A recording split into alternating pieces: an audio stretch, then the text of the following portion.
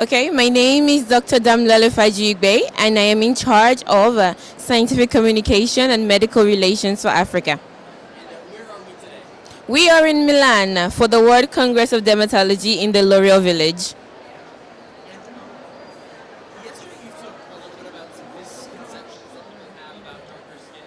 Okay.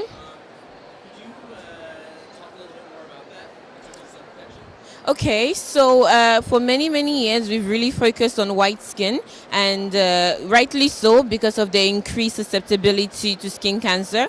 But in fact, the damages that the sun does to the dark skin is also equally as important. It is hyperpigmentation. 99% of people that we've studied in the sub-Saharan African continent complain about hyperpigmentation.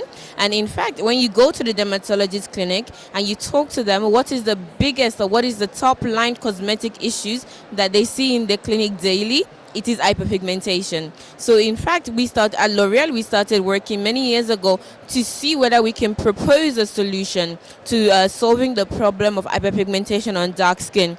So you see from my presentation yesterday, I showed some of the work that we've been doing on dark to very dark skin people. So from skin type 4 to skin type 6.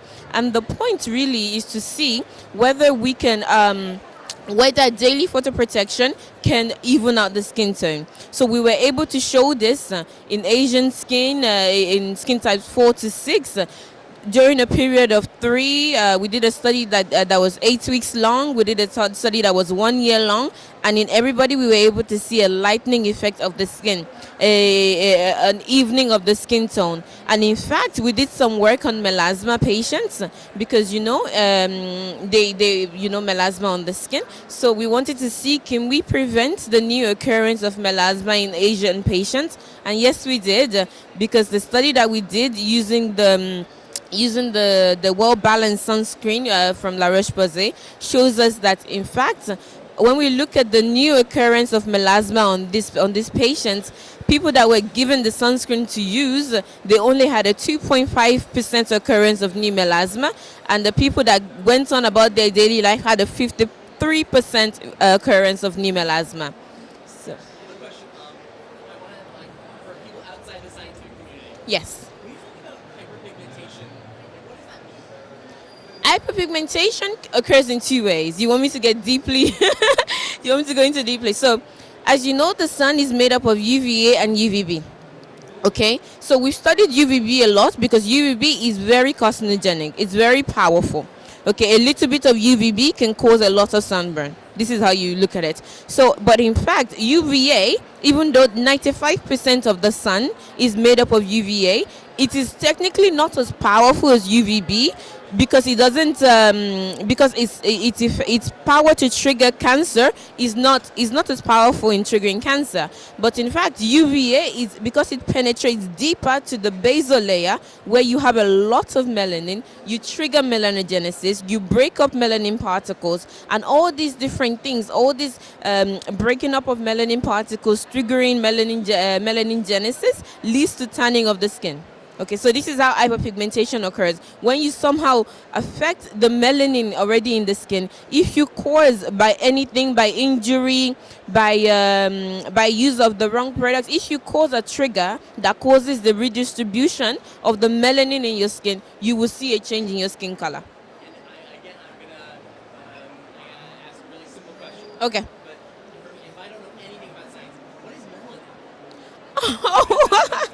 Okay, this is a super interesting question. Okay, so what is melanin? Melanin is a pigment. Everybody has melanin. Every single person on this planet has melanin.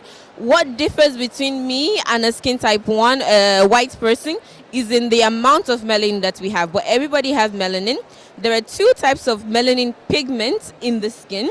We have something I'm going to call it the red melanin, and then we have something called the black melanin. As you would assume, a black person has more of the black melanin than a white person.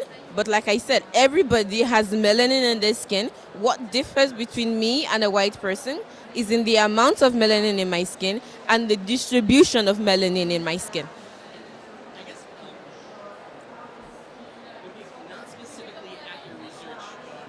bigger global trend. Okay. Why is it important for a group like L'Oreal to be focusing on different types of skin? Oh, it is vital because there are different kinds of skin in the world. Even in Africa, we have everything, single type of skin. So it's important for us to really develop solutions catering to every particular population. You know how we do not work to provide one solution for the masses. It doesn't work that way. Everybody's skin is different. Everybody's needs are different. So it is important that if we are working with Africans, we try to understand what does the consumer want, what do the dermatologists perceive about their population, and then work with both the consumer and the dermatologist to provide tailored solutions to their problem. Can you do me a favor and Yes. say skin really Skin. excitedly? Skin. Were there any questions I didn't ask that you think I should have? I guess we could say a little bit about the fact that sensitive skin is really present in Africa because it was severely underestimated because the phrase sensitive skin is not familiar to Africans. So for many years when we ask them, do you have sensitive skin, they will say no because they don't understand what the word means. So what Roland Jordan and some of the people working in advanced research has been doing is to really try to describe the different elements of sensitive skin, not using the word sensitive skin. They develop questionnaires to kind of tease out what is sensitive skin. And we've been using that slowly and redeveloping it in Africa to really understand what is the perception of this skin sensitivity phenomenon and also what are the symptoms that are super relevant to the African continent. Because as you know, we have mixer. Okay, so we work with the dermatologist and the consumer to really understand what is sensitive skin in Africa, what do they call it, and then see if mixer or if new formulations of mixer can work for the continent. And I'm going to follow that up again. How would you define sensitive skin? It's simple. Sensitive skin is just hypersensitivity to everyday conditions. It's your skin is super sensitive to everyday conditions, and one of the biggest reasons why this is so is when you have damaged your skin barrier. So when you've damaged your skin barrier, either by injury, either by really harsh grooming, because if you know in Africa we use this thing. I know the Nigerian name is called konkon, but it's like a sharp. It's like a scrub that we use on our body daily. And in fact, what that does is it can damage your skin barrier. So sensitive skin is when you have hypersensitive, hyper reactions to everyday conditions like sun exposure, like subtle changes in temperature, like pollution, like water. Really, it's just hypersensitivity to what we would consider as normal everyday condition. I think that's all my questions. Thank you so much. Okay, thank you so much. Okay. Thank you.